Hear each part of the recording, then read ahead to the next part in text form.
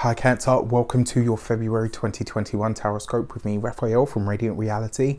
It's an absolute pleasure to have you. Thank you so much for being here. Thank you so much for joining me. Quick note about my readings, they are for your sun, moon and ascendant sign. So whether you're a sun, moon or rising sign Cancer, this is for you. And I always advise that you watch all three of them so that you get a clearer and more complete picture of how they speak to you. And more importantly, which part of you, myself as a tarot reader, resonates with. So with that said, before we start, as always, I would like to bless my decks of cards with all forms of love, light, peace, prosperity and abundance, and I pray that the messages that come through are ultimately clear and concise and they help you on your path to your highest vibrational good. So don't forget to check out my new channel, which is guided meditations and visualizations for your morning, and also for all kinds of just all kinds of everything. There's a link in the description box below. So for your actions and interactions with the world at large this month, you have the Star card, right? So this is in effect, and we've been talking about this for a while now, Cancer. This is about you delving into finding your tribe. This is about you really finding ways to connect with people that are outside of the norm, and more importantly for you, what I would say, like really looking for your people, for the people that are going to be a part of your path going forward.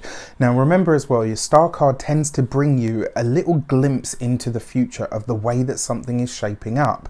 So in a lot of ways, pay attention to who shows up for you over the course of this month, and more importantly, pay attention to the way that your interactions go this month, because there's going to be a sense here that the people that show up for you, or the people that continue to be a part of your life, these are going to be the people that really are part of the next phase going into your personal future. What I really like about the Star card as well, it always says that whatever it is that you're working on, there is hope for it to succeed. All right, so stay focused on the vision this month and ultimately consider who your tribe is. And you know, when we talk about your tribe, especially nowadays, so you know, after a little bit of a pandemic, right, like your tribe isn't necessarily just going to be the people that you have in your immediate area.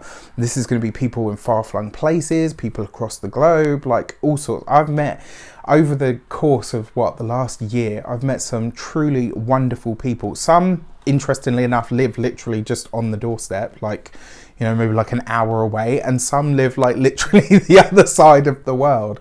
But I've come to find like this group of amazing people who are just teaching me by being who they naturally are, and it's a really wonderful experience. So be open to that this month. For your money and materials and your finances, you've got the Five of Swords. So this is not an easy card, it's not a great card, but it does suggest that this month, it's almost like this month you're fighting for something when it comes to the money. So whether this is you're fighting for more finances, more resources, this would be a month where, you know, if there's anything where you need to debate something or question something, or, you know, maybe you've been overcharged for something, this is very possible this month. It's also possible that you could be maybe speaking to a financial institution or a bank of some sort to say, hang on a sec, I didn't spend that, I didn't buy that, or do you know what I mean? Like there's something this month that's going to see you having to really go to town with something, or to work hard to have something rectified. What I can tell you is that you will do it, but it might be something that's like a little bit of a challenge. When it comes to your home and environment and your physical health, the Five of Swords is a couple of things. The first one, this would be a really good month for you to figure out what I want to say, like, what connections you allow over the threshold of your door. Like, and I know that sounds really weird, but and then maybe that's like me having a little bit of my pagan sort of slip in, but I'm very, very selective about new people and stuff, and not because of the whole, you know, pandemic thing. I'm just very selective with energies and people, and I'm really, really funny about who I allow into my space in a certain way. So, you know, this might be something that you're looking at over the course of this month. When it comes to your physical health and vitality this month, really do pay attention to, your nervous system. This would be a really good one. Like anything or anyone that takes your energy to a place that is jangly, don't do it, right? Cut them out. That's what I say, just don't do it. For your communications and conversations, you have the High Priestess. This is your card, right? Especially as a Cancerian, or one of them anyway. I love this card, right? And the reason that I love this even more for the communications and conversations, this month there's going to be conversations that come up about subjects that maybe are taboo. It's going to be very likely that you're talking about some stuff that maybe you feel even a little bit sort of, what's the word? Maybe out of your depth. Maybe you are having conversations this month that you're like, oh, I can't really talk to everyone about this stuff. And suddenly you find yourself surrounded by or connecting to a tribe of some sort where you can have those conversations. You can speak your mind, speak openly, and you're not ridiculed for it. Or maybe, you're revealing something about how you feel about something and people are like, oh, I didn't realize you felt like that about it.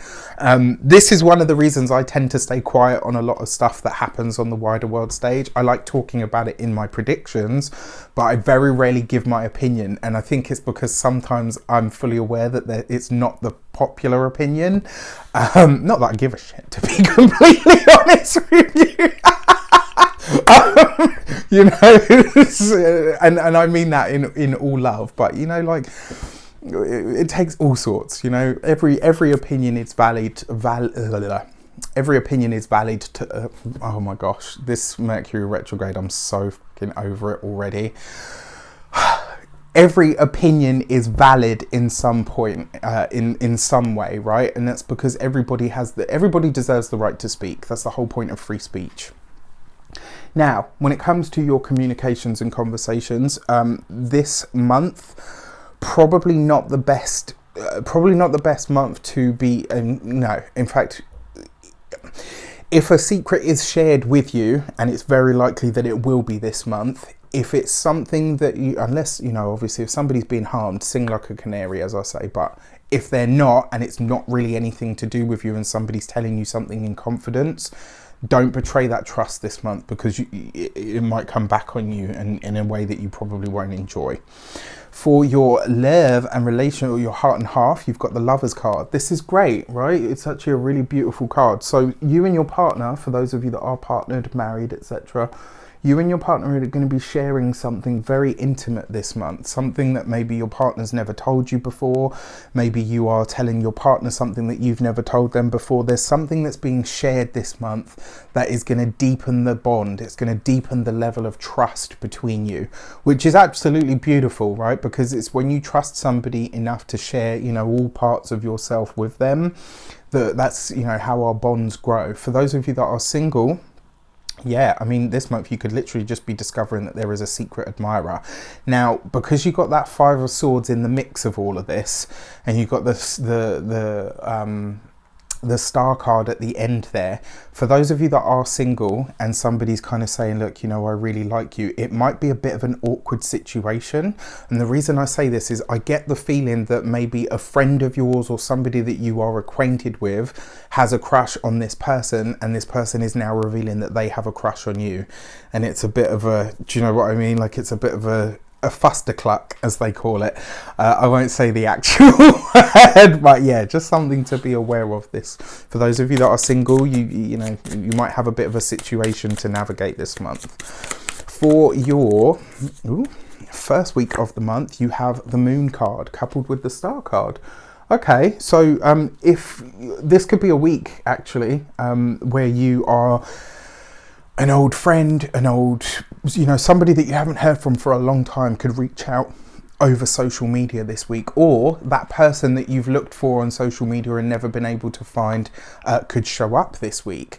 Definitely possible. In the Aquarius Weekly this week, just a little side note, I made that prediction that you'd be hearing from a friend that you hadn't heard from for a long time.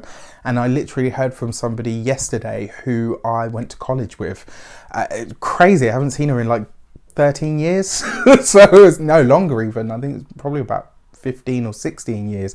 It's just really crazy. Like when I heard from her, I was like, oh my gosh. So, those blasts from the pasts, it's definitely an energy that's prevalent right now. For your second week of the month, you've got the Temperance card underneath the Five of Swords. Right, so this financial challenge that might be coming up It may take some wrangling. That's definitely a possibility. And when it comes to finances, for those of you that are partnered especially, you may have to step in for something. You know, maybe, you know, the kids are asking too much money from the partner and you didn't know anything about it and you're called in at the last minute.